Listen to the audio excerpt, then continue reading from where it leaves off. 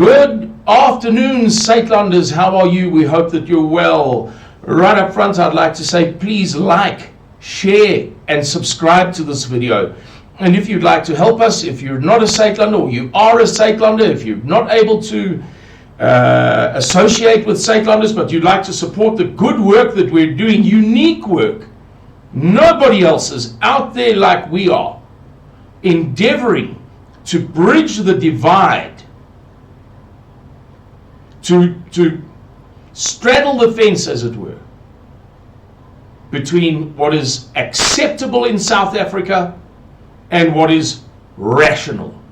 Because we live in a time when really there are many rational things that are not acceptable in what is known as the Overton window. The Overton window is the expression given for what you are permitted to say or believe at any given time in history. And we live in a time of utter madness in which it is very difficult to do the work that Suidlanders is doing, even though it's perfectly legitimate, perfectly legal, peaceful. Hey, a Suidlanders member hasn't raped anybody for years. You can't say the same of our government, can you? Right, so that's who we are. We're good people, but not very politically fashionable. If you'd like to help us, please go to Suidlanders.org. Suidlanders.org, as easy as that. And you can see the spelling behind me. And scroll down and make a donation. There are various means to do it. It's very, very easy. Please help us. Okie dokes, everybody. I'm going to turn down the gain function on this microphone because I see that the graphics are going crazy here. So this is the week in review, Suidlanders week in review. And as I say, we've got lots to tell you, and some of it may be from the end of last week. First of all, the Dis-Chem drama. Can you believe that? A letter by the CEO and founder, Ivan Saltzman. Ivan Saltzman. Dated the 19th of September, but it only came out late last week. Attention all senior management, dear all, following a recent review of the employment equity profile in our total organization and the BBBE verification process, it is evident that our organization's efforts to effect transformation remain inadequate. We are growing at a fast rate, and a few appointments other than white don't cut it. It's the ratio between white and black that counts. So when no suitable black suitable black candidate is found, and a white, presumably suitable to the job of health, medication, treatment, pharmaceuticals, think of all of the synonyms you like. Somebody responsible for your child's welfare. And a suitable white is appointed. We need several blacks just to maintain the status quo. So, with effect from today, a moratorium is placed on the appointment of suitable white individuals.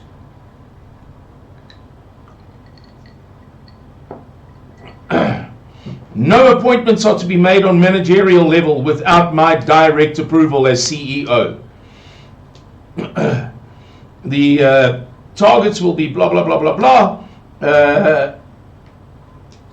Senior management is to provide myself and Karen Eliasov Barker,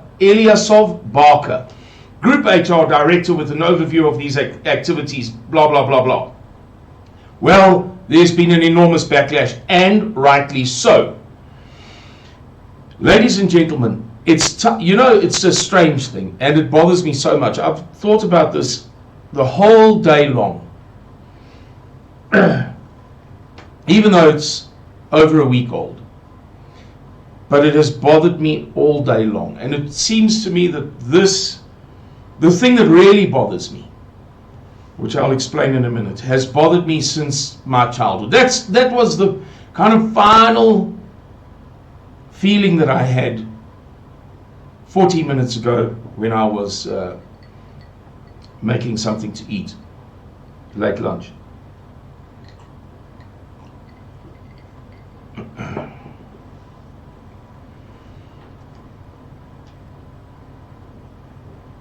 other peoples stand together, by and large, through thick and thin. By and large. Not everyone, but by and large. I went to Israel, as many youngsters, I don't know if South African youngsters still do, but did in my day, in my early 20s. And I was there for about 3 months. I worked at En-Gev Kibbutz. I lived on En-Gev Kibbutz. And I did purse seine netting on the Sea of Galilee for St. Peter's fish. And I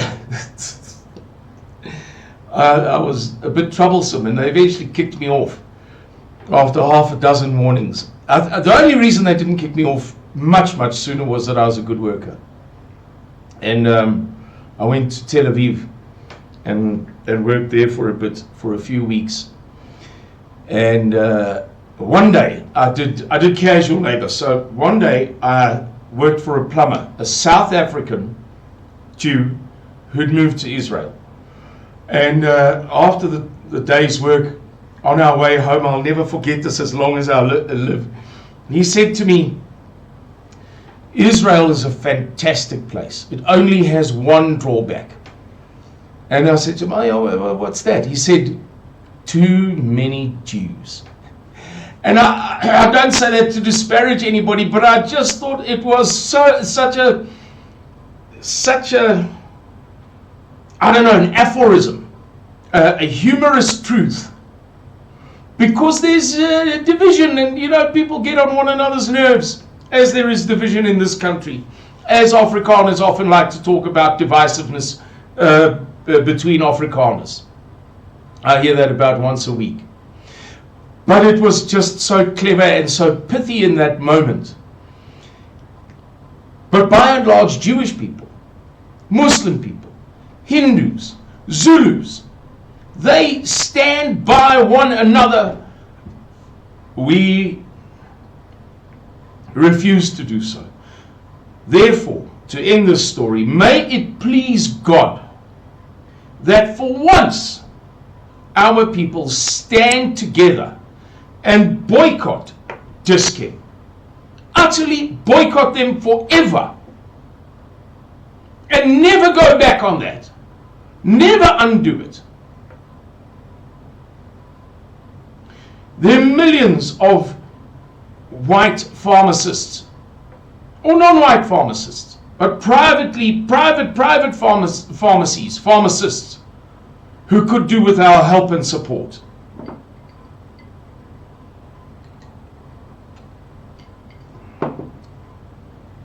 That's enough. Okie dokes. What next? Aha! Fantastic week in British politics. Firstly, Kwasi Kwarteng, the new Chancellor of the Exchequer, that is to say the Minister of Finance, who was appointed about roughly 50 days ago by the new Prime Minister. So Prime Minister Boris Johnson resigned, but not with immediate effect, about 5 months ago. He said he would serve until October or September. He duly left office. There was a leadership election in the Conservative Party. The Conservative Party has the majority in the House of Commons, in the Parliament of England. And there was, as I say, a leadership election. And Liz Truss won it.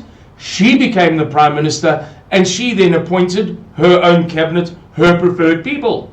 And her man for the job of finance was Kwasi Kwarteng. Kwasi Kwarteng proceeded to develop and publish a budget. He's now in charge of the finances. This is the way that we're going to do it. That caused an absolute uproar. The markets were in turmoil. So he had to go. He left at the beginning of the week. 2 days later, the what is the correct term? Like the Minister of the Interior, Suella Braverman, resigned.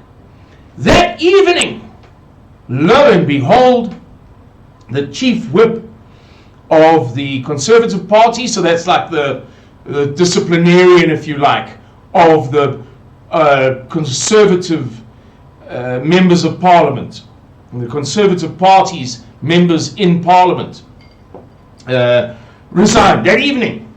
Then, after just 44 days, Liz Truss, the new Prime Minister, resigned.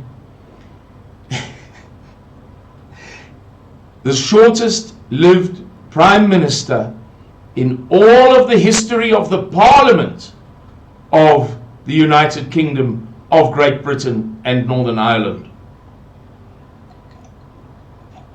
or certainly of England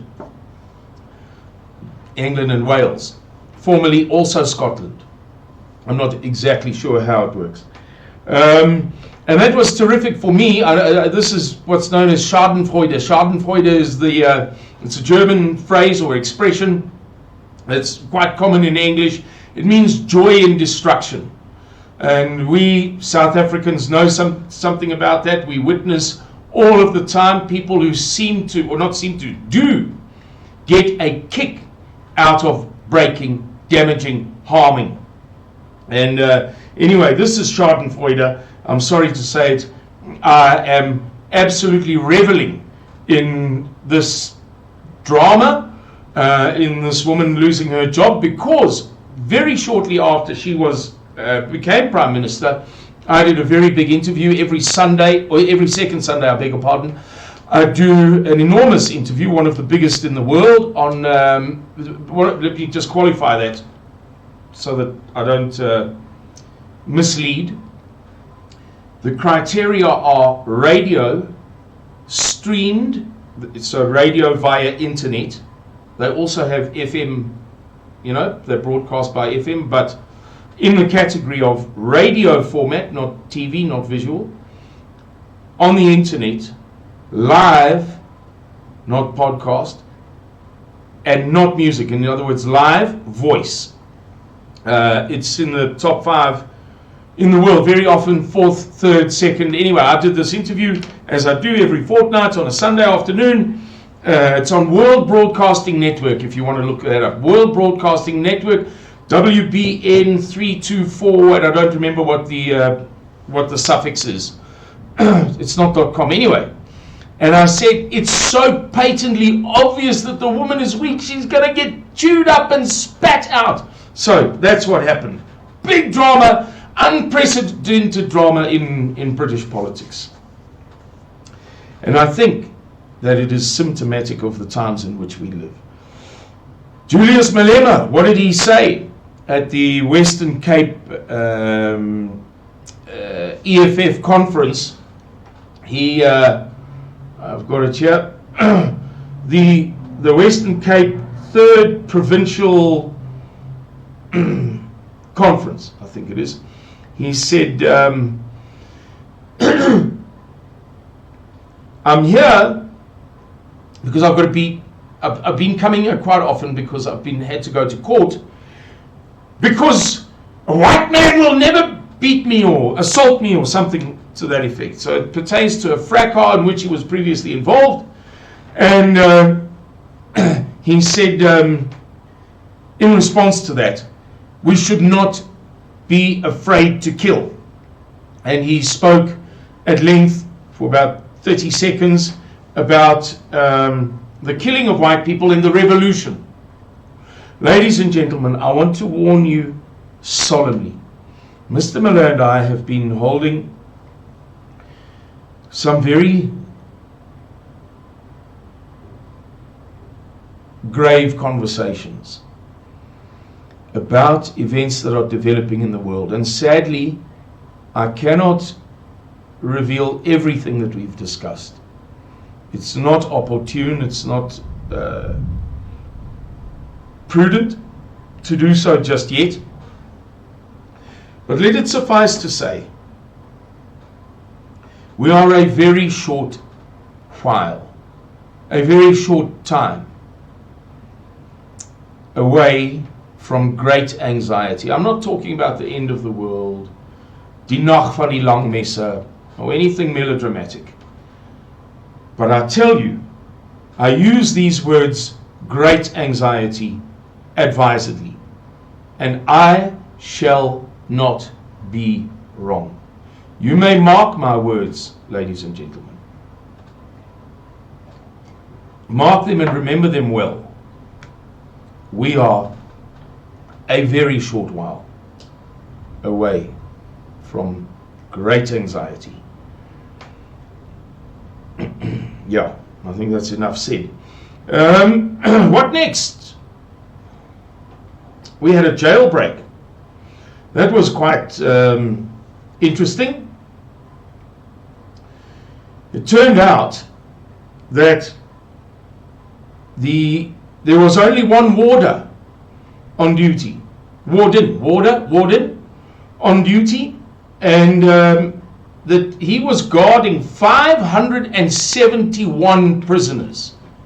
571. And I don't want to go too much into the details, the number of people that escaped, that doesn't, you know what I mean. This stuff happens every day in South Africa. What I'd rather attend is the allegory. This is illustrative of the demise of South Africa. Not even demise, the malaise. It is now, so many things are so bad. So many things are so bad that if you can't see it now, you are going to wake up in a traumatic manner. You are going to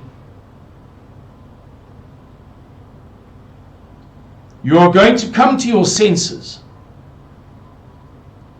in a manner that terrifies the living daylights out of you. It is only those people who can see such things as this for what they are. Symptoms of a disease that is so severe that there must be a crisis in this country. There can't not be. When the African National Congress government, when the best that the African National Congress government can do is have one warder on duty, on time, present, not sleeping, not on sick leave, not suspended, not busy stealing something in it. One for 571 prisoners. You must know that that can only occur in a very diseased, very, very, very ill corpus. Kusile, a fire. Kusile that should have been completed years ago, but still isn't finished. Suffered a fire at one of its one of the units, an incomplete unit, and that apparently is going to delay it coming online for possibly years. And I mention it really quite briefly, not to make a big fuss about it, but just to add to the list, for those of you who don't know, for those of you who missed it, to this picture, this mosaic that is being constructed in our minds, hopefully, weekly, of how bad are things at Eskom.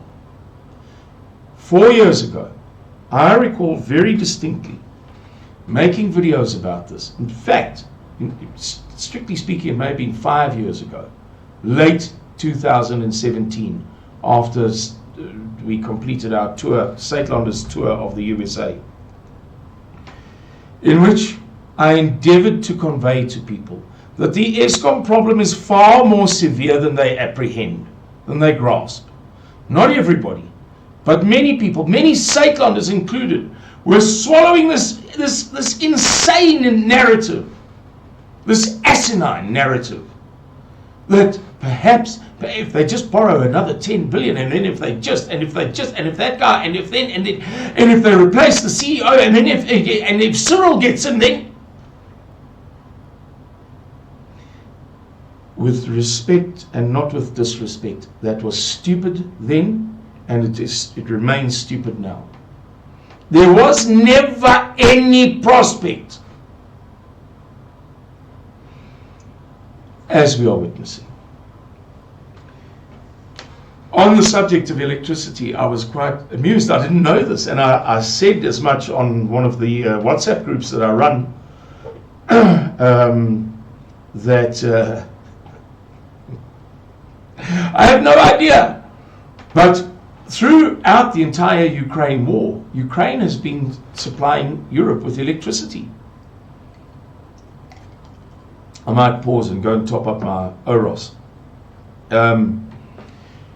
Ukraine has been supplying Europe with electricity, and in this week, never mind Russia's strikes on the electrical infrastructure and what have you.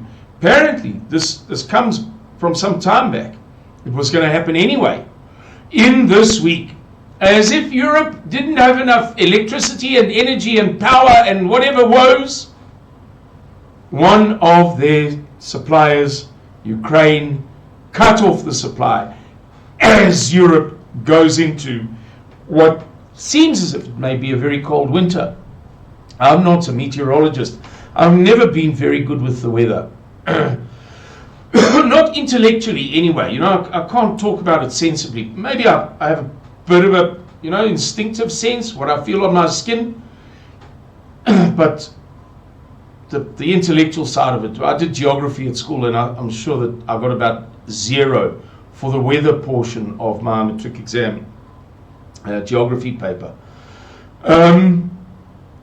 But I have been endeavoring to educate myself, and there's a guy on the internet who's apparently, he has a huge following, absolutely enormous, young guy.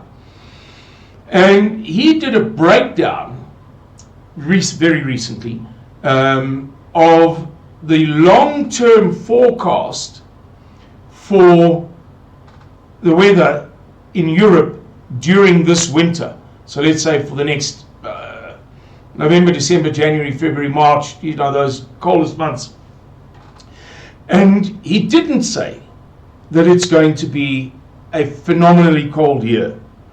He said that if X, Y, and Z factors that are present, these factors are present, we know they're present, we're monitoring, we can see them, if they all fulfill their potential, in other words, if they don't just go away, if each of these, things, it may turn out to be an exceptionally cold winter in Europe.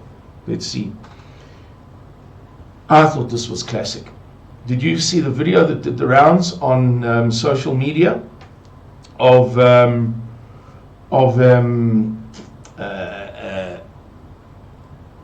lady driving in her car, phone camera presumably, showing all the trucks, coal trucks, heading to Mozambique, 4 kilometers of coal trucks. Why are they not using Richards Bay coal terminal? I can only speculate. I don't really know. But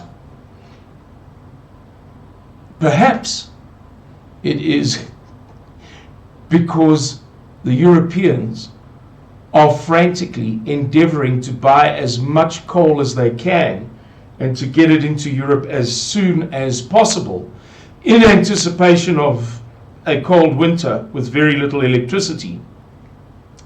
So much so that South Africa's renowned Richards Bay coal terminal can't cope, and so the Europeans are sending ships to Maputo, and we're exporting there too. I don't know, but that's what I suspected. Nog 'n onteieningswet op pad. Togo Didiza, the Minister of Land, submitted her report, for her department for the year 2021-22. And in it, she alluded to